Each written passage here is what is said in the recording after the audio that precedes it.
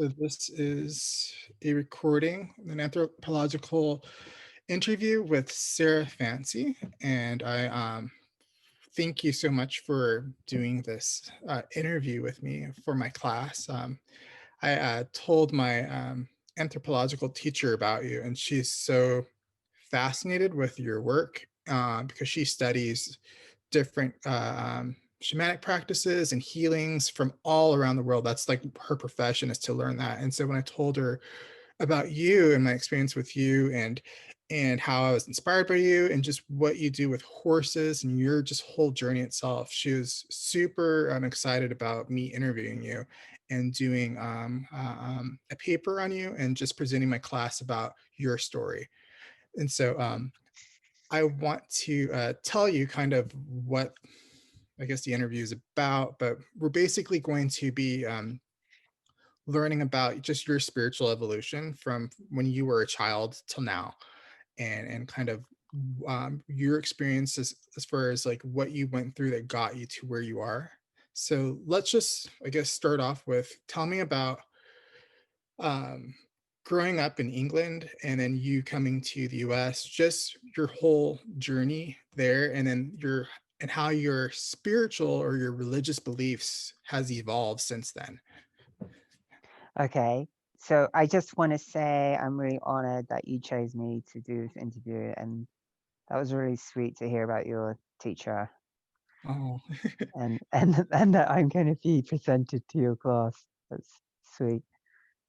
Okay. I grew up in a small village. It's called Herne Bay. Herne Bay is a seaside town in Kent, mhm, which is the county of England. It's in England. My parents were both from London. My grandparents on both sides were from London. I think my, great grandparents were from London. And my parents decided when they got married, they were pretty young. I think my mum was 19 when she got married, mhm, that they would raise a family in the country. They would, get out of London. They went through the Second World War when London was getting hit with bombs from Germany, the Blitz, they called it. They were children in that, and they were evacuated from London when that happened. Anyway, all my family survived that miraculously, and anyway, I guess they were the generation that decided, we're going to get out of London and have a nice life in the countryside. So they chose Herne Bay for to have their family, which was me and my older sister and older brother. Anyway, so this village had a church. It's I think it's 500 years old.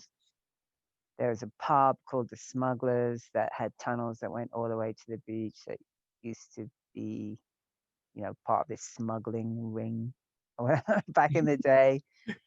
And what else? Oh, we lived on a recreational field, which was really nice actually. So growing up on a big green field and just running out and playing on the field, that was really great to grow up with, mhm, especially because I had a lot of energy as a kid.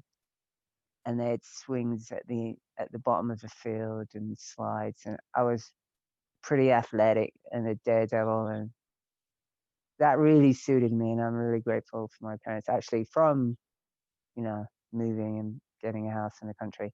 mhm. My dad used to commute to London. He was in advertising, and my mom was basically mom.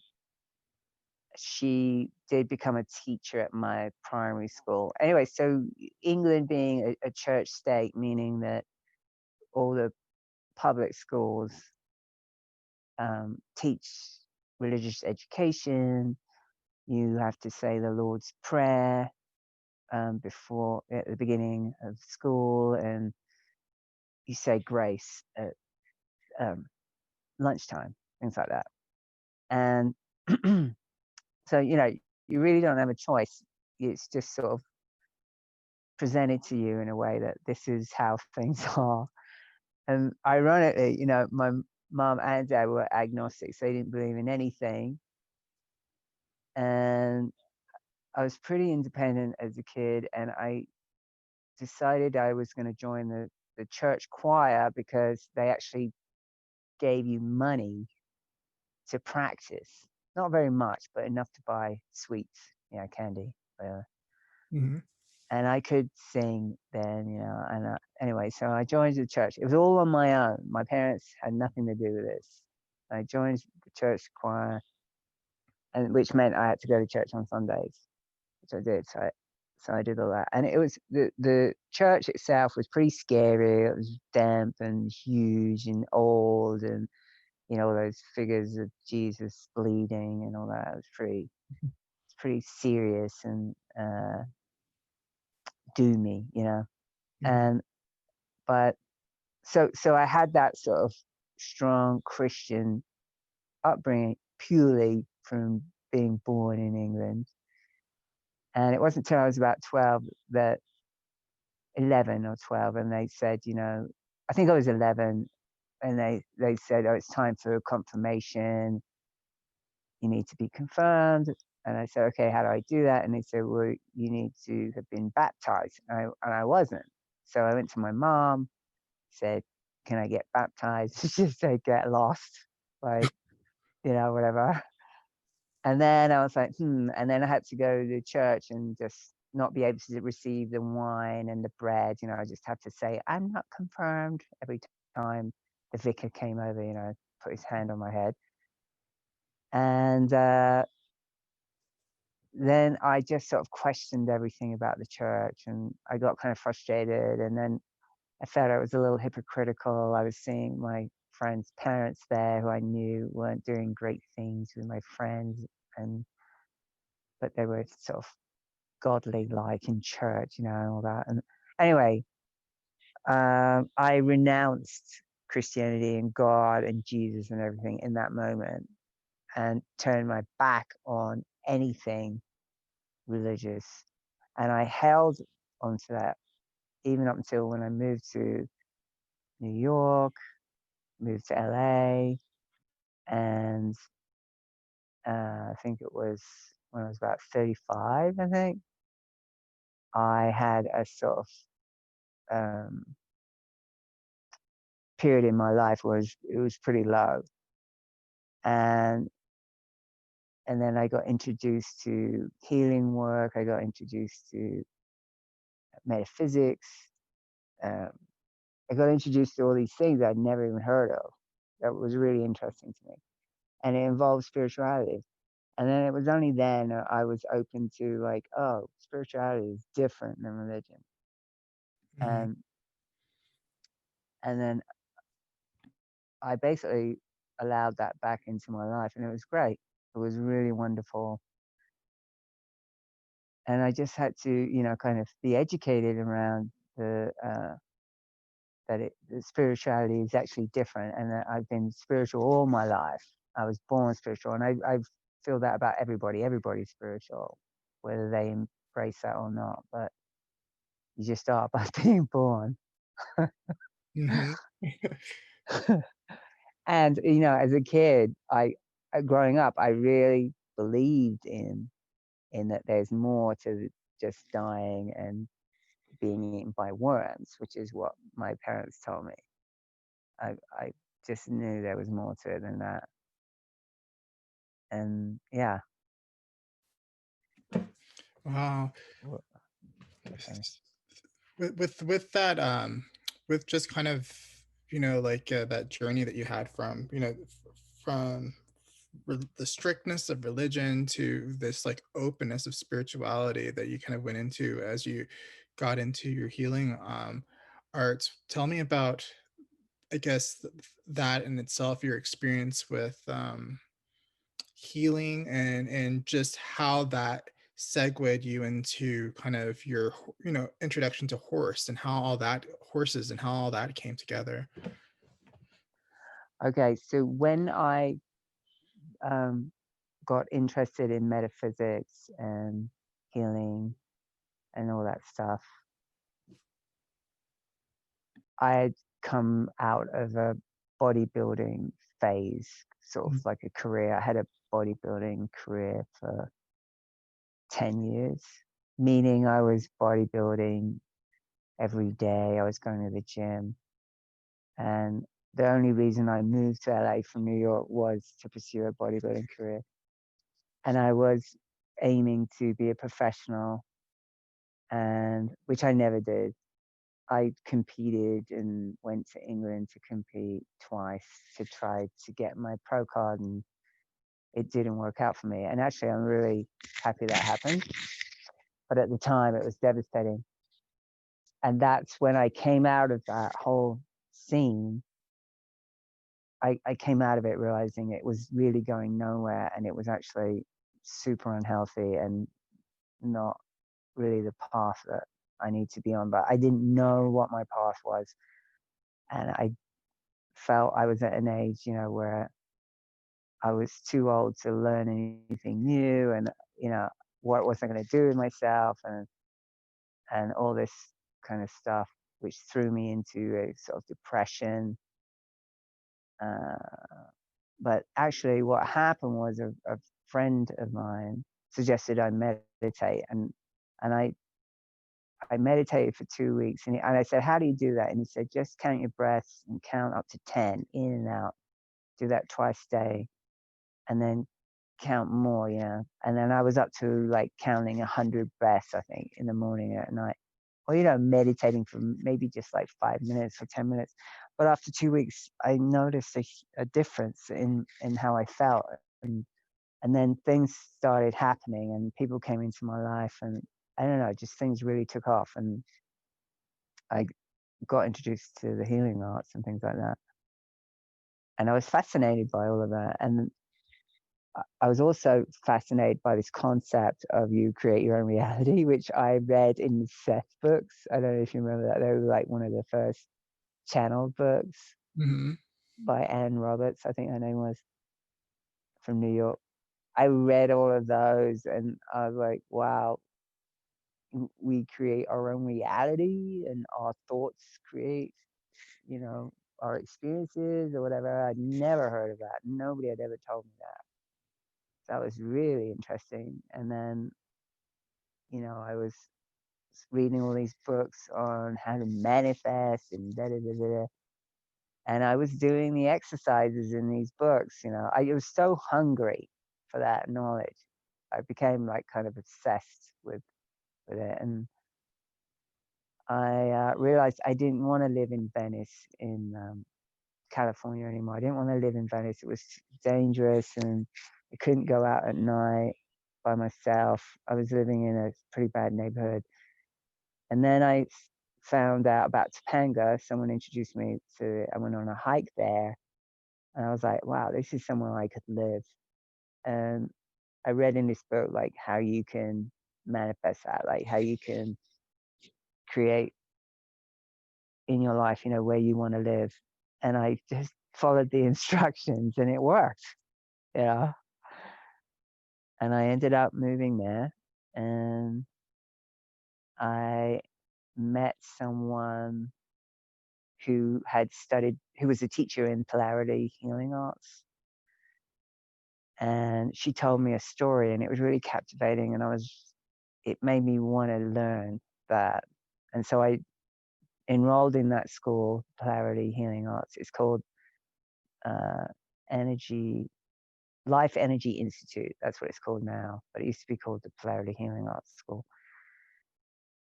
And that was one of the best things I ever did. It really helped me on a personal level. Basically, it's working with someone on a table. It's becoming really specialized in touch, and it's working with energy. It's like under the premise that everything is energy. All words have energy, everything, physical, blah blah blah blah. And I basically studied that for about 5 years. And in the course of that, I was in Topanga, and I moved next to these horses. And the owner of the horses once said to me, that horses can teach you how to be a leader. I was like, huh? Like, how does that work? Anyway, that got me intrigued, and I didn't have such a great experience with horses when I was a kid. I actually got dragged by one of my friend's horses, and I wasn't really interested in them anymore after that. And so I got reacquainted with them, and I took riding lessons from this neighbor, and and it was really great riding around the Santa Monica Mountains and being in the company of horses. And I just thought I really like this. Like I'd like to be around them more often and know more about them. And I started uh, studying how to be with horses in a way that wasn't so sort of violent, where you're kicking them with spurs and you're tugging at them with bits in their mouth and stuff like that, and wearing heavy saddles. I wasn't interested in that. And I found out about natural horsemanship. This is back in the 90s. And I just thought, like, I want to be able to ride a horse without a heavy saddle. I want to ride bareback. I want to ride without a bit in the mouth. I want to, you know, do it differently than the way that I was taught.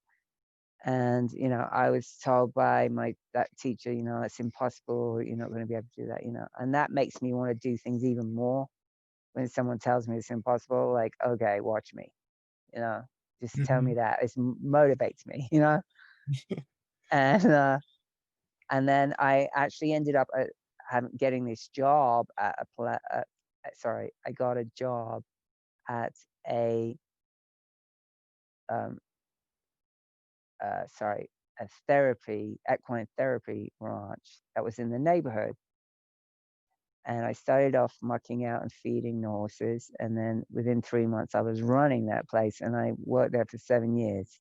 And I basically ran it. I designed all the programs, took care of the horses, um, facilitated sessions with people, organized the volunteers, everything. But it was great because I learned everything you need to know about running a horse business. And during that time, I adopted horses for me myself, and I got some mares from the Premarin industry. So these horses were used for their urine to make a drug called Premarin, which is given to menopausal women and men with prostate cancer. So essentially, it's estrogen, it's HRT, hormonal replacement therapy. And at that time, they had a study come out that said that it could be responsible for women getting breast cancer and heart disease. And so the sales went down, and there were a lot of pregnant mares from that industry on the rescue circuit. And I ended up getting 3 mares from that industry, and they're completely untrained. They don't know anything about riding or lifting up their feet or anything. You have to clean their hoofs, so you have to lift their legs for you. So, but you have to teach them how to do that. And so the mares that I got, I worked with them, and I basically was riding them bareback in the way that I wanted to, and I was doing that. Yeah, I fell off. I didn't break any bones, um, but I did what I set out to do, which was to be with them in a way that wasn't using all that harsh equipment, inflicting pain to get what you want from a horse. And because I knew there was another way, and I knew that horses have this willingness, and they want to get along with you. They want to find a way with you that they can find harmony. And if you listen to them, and if you pay attention to them and meet them, energetically, which is what I learned how to do in the polarity healing arts, which is basically find the resonance, find the rapport. And I applied those principles with horses, and that's what got me in. And I was able to have successful relationships with horses, I guess, where I got along with them in a good way. Yeah. Oh, that's Was that amazing. a that was a long-winded answer. No, no, that's everything we wanna hear is just, like, the story and what got you the segue that got you into horses, which it's, the everything took off from, when you left bodybuilding to opening you up to this whole other world of polarity, and I loved how you manifested all of that, and how you manifested, the location, and then how it brought you to the horses. It just seems just kind of like there's this guiding light that led you to one door to the next door and to where you're to that state where you're at now. I'm curious, with the polarity, how did you when you learned about polarity healing, was that around the same time that you learned about constellations too as well, or did that happen, a little bit later? And how did you, segue that and make it with, horses facilitating it? Because I thought that is something very unique and special about kind of your healing and the work that you do for people. So could you share just a little bit about that? Yeah, um, I I was learning the polarity healing arts, and then I was also learning astrology. I was mentored by someone in astrology, so also the polarity healing arts works with elements, and as you know, astrology has a lot to do with elements, Mhm, so they sort of kinda tied in together in some way, and then, in about the late around 2000, I was introduced to the constellation work. I didn't understand it at first. The first one I went to, I didn't really understand it, but I think the third one I went to, it landed, and I was like, "Whoa, this is incredible." And then I was like, "I want all my friends to experience this." And so I would host the facilitator and put the group together, and I did that for about 5 years on and off. And then finally, one of the people that I used to hire, to do that, she was a friend too. She said, "Look, my teacher's in town. Why don't you learn how to do it yourself? It's a year course and it's in Altadena."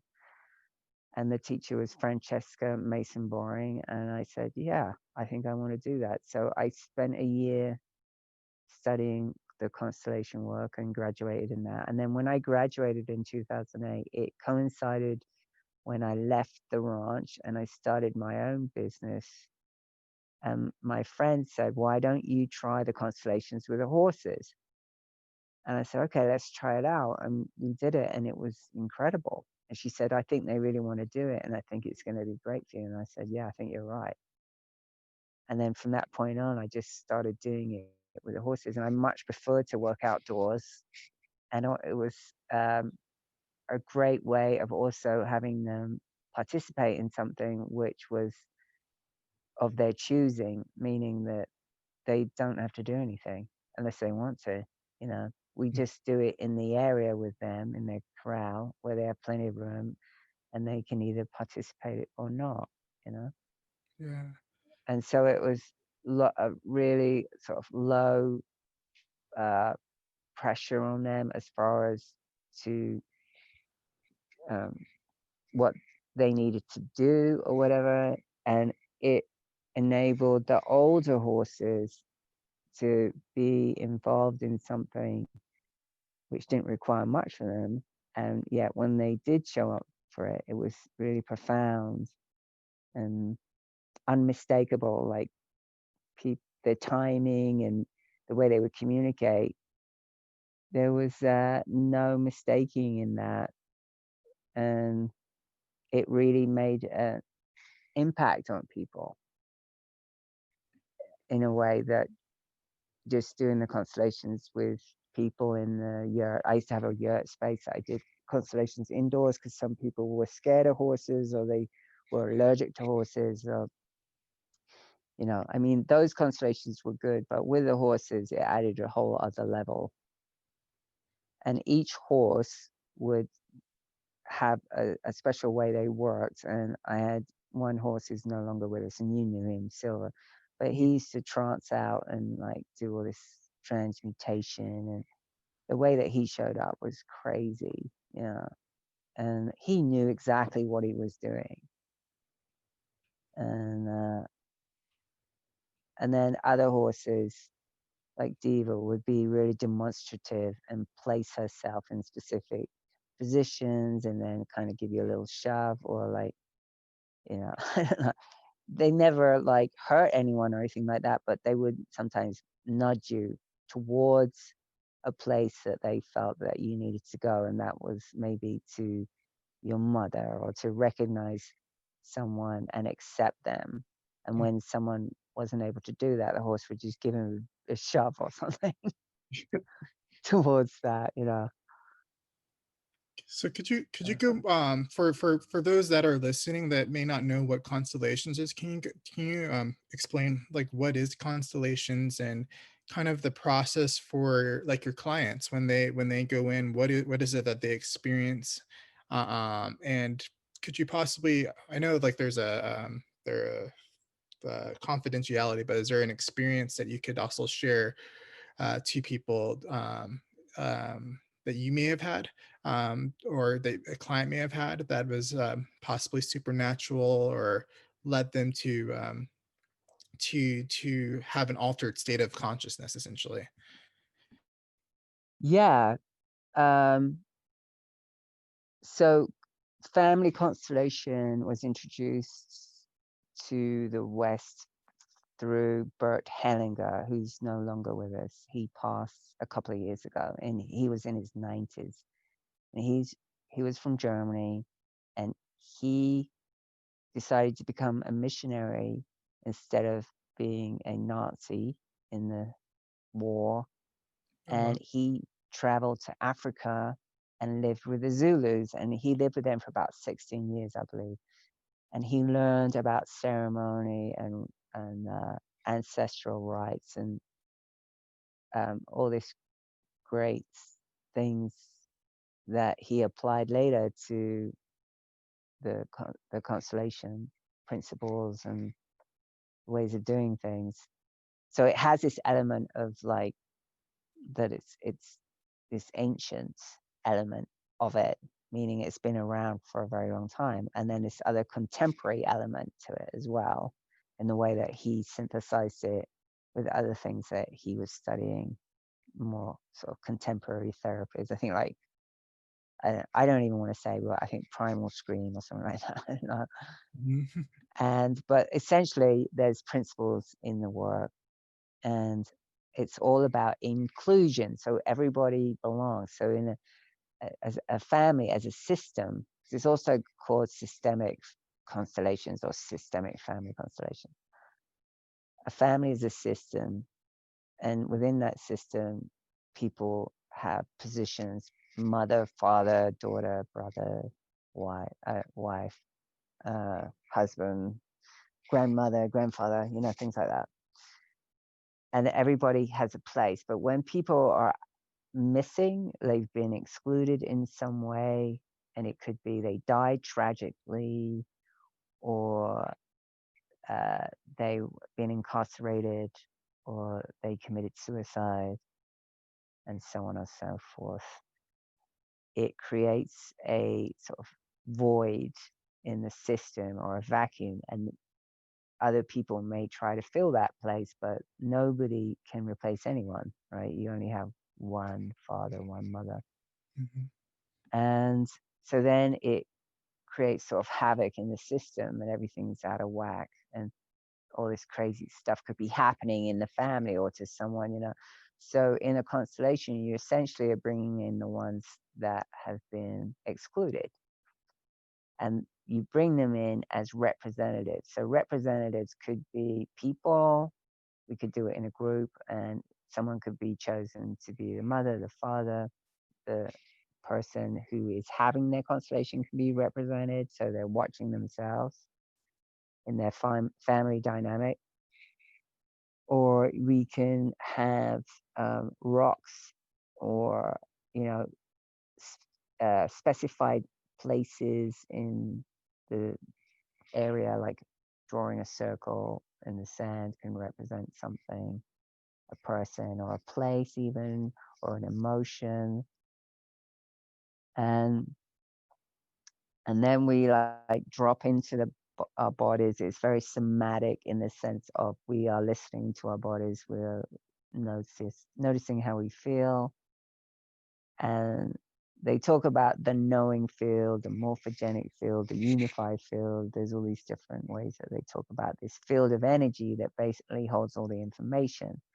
And the way that the information comes through is through the body and through the feelings. So it's really important that people drop into their bodies and notice their feelings and essentially are present.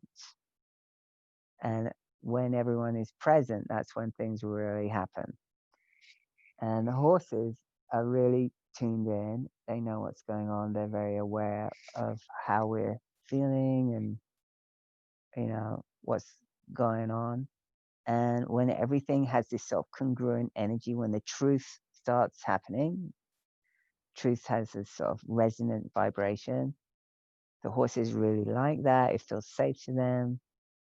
And they usually, come over, um, and things happen pretty fast.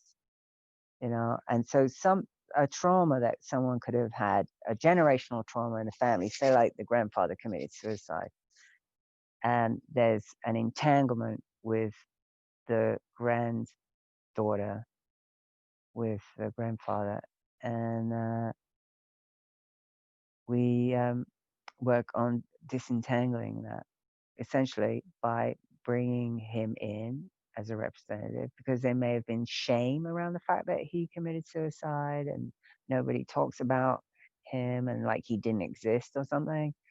So when you bring him in and there's eye contact with the reps, and then energy starts flying, love starts moving in the system. There's this beautiful moment of acceptance. I see you is usually a statement that we use a lot. And then usually there's a coming together, and it can be highly emotional, like in a good way. And from that point on, things change for that person. It sounds simple. It is simple. It's really profound. You kind of have to experience it to drop into the power of it. Um, and I can't think of an example right now. I mean, I'm very careful about who I talk about and share because it's very sacred. Mhm. But uh, but you've experienced it, Yeah, I've got to be a part of it, and it is probably one of the most powerful ways of doing ancestral healing, and connecting with ancestors, and bridging that wound, that seems to sometimes pass from generation to generation. And like I being a part of the constellation, I felt a part of that healing process where the person at that time that we were doing the constellation for, I feel whatever that wound was between him and his, what he had with his parent or his father, I felt that it's not going to take place on his child. Like right? that's kind of, you are, like, you described it really well. You go into this morphic genic field, or this field of energy where it's like you are, I don't know, like you are kind of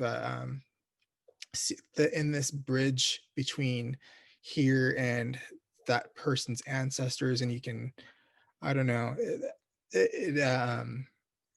I know that, like, the constellation itself does it connects you. It connects you with, like, you see about it, and I always, you see about it in stuff like shamanic practices where they do ancestral healing, or they contact their ancestors and you do a ceremony and you bring your ancestors in. It felt kind of like that, but we were kind of connecting the person with their ancestors when they may not have that bridge.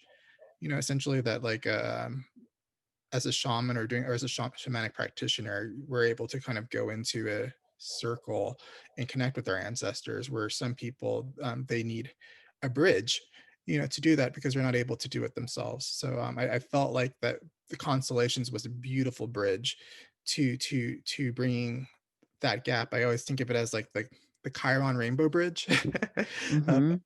of like, you and connecting with your ancestors and healing that wound, so it's not passing from generation to generation, and it's not this unconsciousness.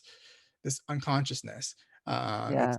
you know There, there, if I can say something, there's also like constellations offer this total change in perception because someone may like feel really um that you know bummed about who who they came from, their culture, Mm, or the country that they were born in, or the religion that they were born in, or something about their ancestry that they don't like, you know, mm, or their parents wronged them in some way, which I'm not saying that parents don't do that, but this also, especially now in our culture, I hear it a lot. The word narcissist, I hear it all the time. My mom's a narcissist, my dad's a narcissist, all this, or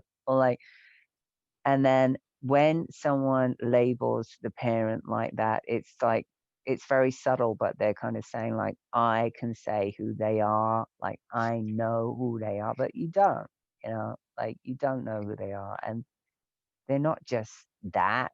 And it's very sort of disrespectful. And it's also like the child being bigger than the parent because they're saying, I know who you are, and you're a narcissist, or you're bipolar, or you're an alcoholic, or all this other stuff.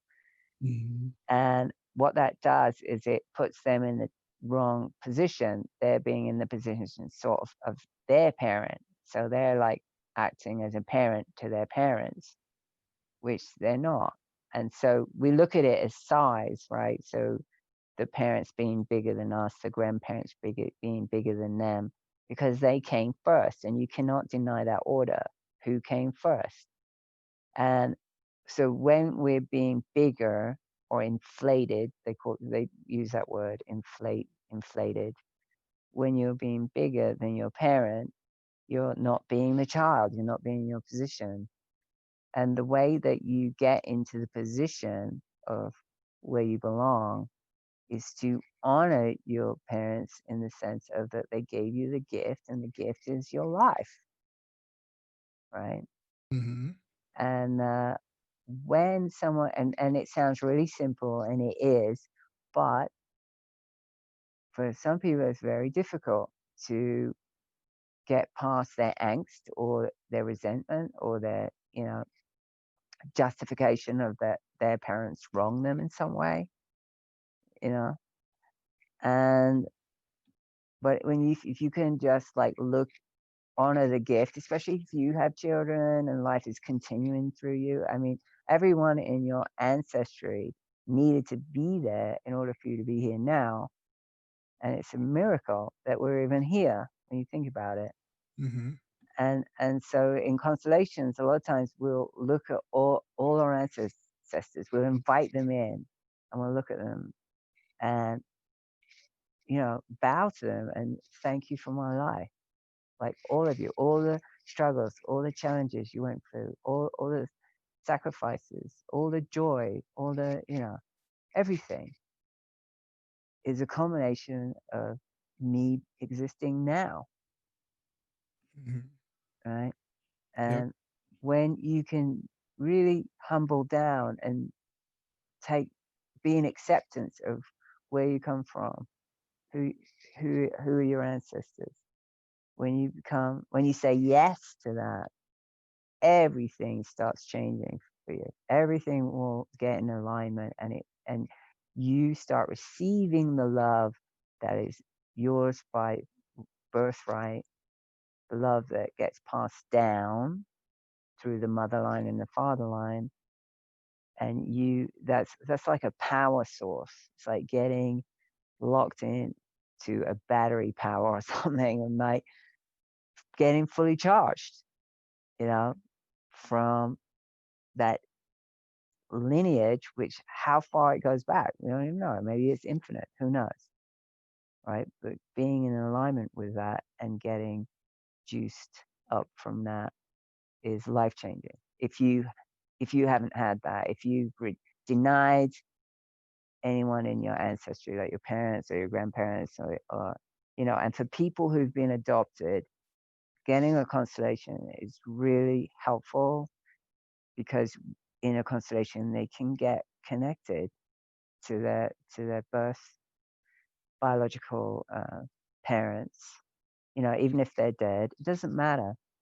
You know, getting connected, getting plugged in can be incredible for someone who's adopted. And I've seen how it's changed that I've worked with a lot of people who've been adopted, and I've seen how it's changed their lives after doing some constellation work. Wow, So yeah.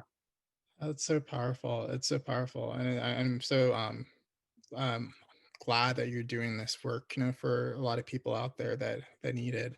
And I've just seen, just being able to kind of experience that. I've seen kind of like the power of what the work that you do for people does. Um I'd like to explore more, kind of your kind of spiritual personal journey, around, your shamanic journeys. I know, your shamanic journeys, and if you could possibly share also too with us, maybe an altered state of consciousness experience that you had, and what took place, whether it is like a shamanic journey or you had something happen that was supernatural that you'd like to share. Okay. I've had a lot of experiences like that, and so I'm just trying to sort of pull out something. Okay, so this is a very sort of basic one. I have been teaching shamanic journeying online. I just finished a little course and I'm about to do another one. But I basically teach people, how to meet their power animal in the lower world, how to meet their spiritual teacher in the upper world, how to do soul retrievals, and how to do a ceremony for someone or themselves. Mhm. And uh, I share my personal Yeah, or journey of that when I first connected to my power animal in the lower world, and it was a peacock, and I was like, what? Peacock? And I had never really thought about peacocks before. And then, a peacock is a regal animal, sorry, bird, Mhm. and it's about, you know, becoming regal. And there's the illusion of the feathers with all the eyes, and I could totally relate to that. And it really, for me, it was about, you know, coming into my own regality and yeah, in my own inner journey kind of thing, my own journey. Mhm. And it was about 3 years after that that these wild peacocks showed up in my neighborhood in Topanga, and they were everywhere in the trees, on my rooftop. I come out, I mean, huge peacocks with big, wild, existing there. They just showed up and they stayed, and it was incredible. And then I um, met another power animal, which was a cougar. And now where I'm living, there's a mountain lion around, and it's actually been on the property. One of my clients saw it in the middle of the day, Oh, wow. right as she was driving in on the driveway, in right near my yurt. And then the neighbor here, he saw one recently that was really close by. And so I know that there's that energy around. And actually, I love it. Mhm. I'm not scared of it. I love it. I love that it's close by. and because that's what I'm relating to, as a power animal. Mhm. And it was interesting with you when you were here and you mentioned to me about your spiritual teacher, and then it turned out it was the same as my spiritual teacher. Yeah. And then when you described the way that you went to meet him, it was the same as mine, the Mhm. same scenery. And then I was like, "Did I tell you that?" And you're like, "No." I mean, out of all the different kinds of spiritual teachers you could have, Yeah. It's like really, he brought us together. yeah, Oh, wow, that's so cool. How has, because I know you're offering now, shamanic courses, for teaching, people how to do, shamanic journeys. How has it, when you've done the journeys, can you tell about a time where you've done a journey and it, benefited you somehow in your everyday life? You know how we go into the non-ordinary reality of the journeys, and then we come to ordinary yeah. reality. How has it benefited, or was there an instance where you did a journey and it actually benefited you? Oh With the yeah. I mean, all the time. Like if I have a problem, I'll just go and meet with either my power animal or my spiritual teacher. Mhm, And um, one time I had gone to Seattle to do a presentation on horse constellations, and I had rented a car, and I got into an accident on the way to the presentation, and I hadn't gotten the insurance. And the cop basically said he couldn't decide whose fault it was. So it meant that we'd have to pay for our own damage. mhm. And I was looking at $5,000 in damages for the rental car. Oh my gosh. And I was really freaked out about it. And then I was teaching a, a, a class that had a journeying aspect to it. Mhm, And then we went to the lower world, and then when we came out, and I was visiting, I think it was the cougar, and I was saying like, what am I going to do about this? And he kept saying, don't worry about it, nothing to worry about. I was like, don't worry about it. And he's like, no, there's nothing to worry about. And then when I came out of the journey, we talked about what happens in each of our journeys, and then I told him about my journey. And then one of the students said, did you pay with a Visa card when you got the car? And I said, yeah. And she said, oh, you're covered. And it was true. The Visa card has accident insurance on it. oh, wow. Yeah. So I was covered for it. But I didn't know that, you know, I Mhm. didn't know that.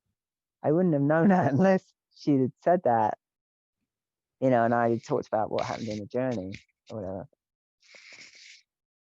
Or Wow, maybe someone else would have told me, but basically they were telling me, don't worry about it. Yeah. wow, that's so awesome. So you're able to gather information that you were unaware of from your spiritual teacher, and it proved right.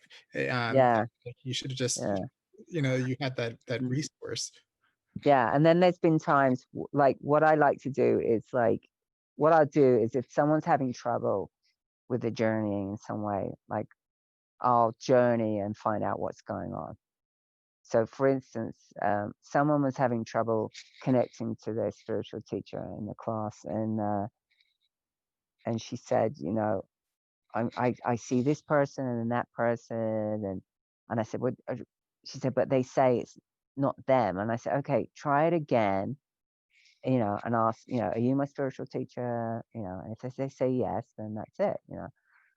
So this student's in Japan, and we were doing it all by email and by the recordings. And she sent me an email, and she said, well, I tried it again, and actually it turned out that it's you, that you're my spiritual teacher.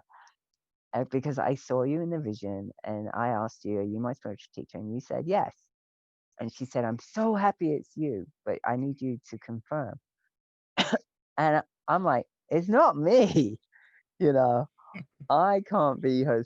spiritual teacher. I mean, I am a spiritual teacher in the sense that like I'm teaching her and it's spiritual, but I'm not the one in the upper world that she needs to connect with. I just knew that instinctively, because typically it's a humanoid form and it's someone, like Jesus or, Mhm. or Buddha or I don't know. Yeah. And so so I said, okay, I'm gonna so I journeyed and I went to my spiritual teacher and I said, look, what's going on? And he said, yeah, it's it's not you. And he goes, she's not going high enough. And I said, okay. He goes, tell her she got to go higher. She's not going high enough. I said, okay. So I told her, I said, look, I am your spiritual teacher, but it's not me, and you're not going high enough. You need to go higher. So then I get an email from her, and she said, okay, this time I went really high. I went up into the sun, and there he was. It was Zeus. And I said, are you my spiritual teacher? And he said, yes. And she said, all my body was tingling. And I just knew it was him. I was like, fantastic. Like, Oh, wow, that's awesome. That's awesome. yeah, Especially because she yeah, that the physical response. She had the physical yeah, response was just yeah, affirmation. yeah. It just landed, boom. And there was another time with someone here, and I took him in the journey to the lower world, and she was like saying, "Well, isn't it scary?" And I'm like, "No." And I didn't really pay too much attention when she was saying that. But when we came out of the journey, I said, "What happened?" She said, "Nothing happened. I didn't see anyone." Uh, and I was like, "Oh, that's really strange." I said, "Absolutely nothing happened." And she said, "Yeah, nothing happened." I said, "Okay, I'm going to journey, find out what happened." So I journeyed. I went to the lower world, and then they told me, the cougar told me, well, she had her eyes closed all the time, and actually, but and then he told me it's a bat. She was surrounded by a ring of bats. And so I came back and I said, "Did you have your eyes closed when you were journeying?" And she goes, "Yeah." So because she was scared to be down there. So in the Oh, journey, she had her eyes closed. And I said, "Well, look, they told me it's a bat. You can take it or leave it if." And then and I said, "But, typically within 3 days, you're going to get some kind of validation of it, that there's going to be some kind of reflection that, yes, this is a bat, is your power animal." And that afternoon, she was on the phone with her boyfriend, and randomly said in the conversation, "Do you remember that time when there was a bat stuck in my apartment?" And she's like, "What?" oh my gosh. And then, and I said, "Okay, there's your validation." You know, that's how it works. Oh, wow. That's so awesome. That's so awesome. I love hearing the story of how spirit bridges over to this world to give the sign, and it's just kind of like validation. There is a connection. It did happen, um, Yeah, we are your resource. yeah, That's so amazing. That's so amazing. Well, thank you, Sarah. You kind of shared everything that like we're learning about in anthropology, which is altered states of consciousness and as well as different forms of healing practices and specifically we're learning about specialists, religious. They call it religious specialists or spiritual specialists, but we can you're considered a spiritual specialist, and we wanted to hear kind of just your experience, from you as a child and from where you're at now. And it sounds very beautiful. I'm so glad. Thank you so much for sharing. And just I love the work that you're doing. I'm very inspired by you, and also too that I love that you're offering the courses, especially the shamanic courses, to people to learn, because I think it's a great benefit, just like you were sharing with those experiences, like how it has benefited you from getting answers, and just how it's going to benefit, the people that are taking your classes, which I think is So cool. Especially during Mm, this time right now of COVID where everything is so uncertain. Like, I think this is, like, the best time to be able to learn how to do that. So, yeah. thank you again so much. Is there anything else that I guess you'd like to kind of share? Uh, Well, if anyone wants to look at my website, it's silverhorse.org, mhm. or it's also silverhorseretreat.com. And yeah, Also too they can find out more about the horse work and stuff I do on there. Go ahead. oh, yeah, I was gonna say are you offering to, courses, this coming December, for the shamanic journeys, or is there any Yeah, workshops that you're offering to as well? yeah, that starts on December the 2nd, and then it's like 4 classes. I think it goes the 2nd, the 3rd, and then 6th and the 7th, I believe, Okay. in the evening from 6 to 7:30 Pacific Standard Time.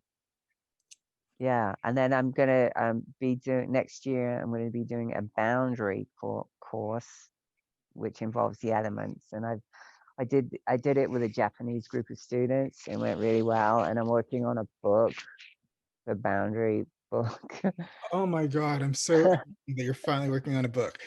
Yeah, yeah, with the help of Kyoko in Japan. She's like pushing me into doing it, and and then I'm probably going to do a constellation course that's on Zoom and also on site to coincide with a 5-day on site horse constellation thing, which I'm planning. And I haven't got any dates for that yet because I'm still seeing what's going on with, people and the COVID thing. But yeah, so I'm going to be offering quite a few things next year, teaching a lot actually. So I'm going That to be doing that. that's awesome, and then this is all on your website at www.silverhorse.org. Is that right? Correct. Yeah, Alright, great. correct. Yeah. But Awesome. thank you. Thank you so much for interviewing me. Yeah, That no, was thank you for helpful. sharing your experience. I love hearing about your story, and I love just the work that you do, and, thank you. All right. Alright, so I'm going to, end the session.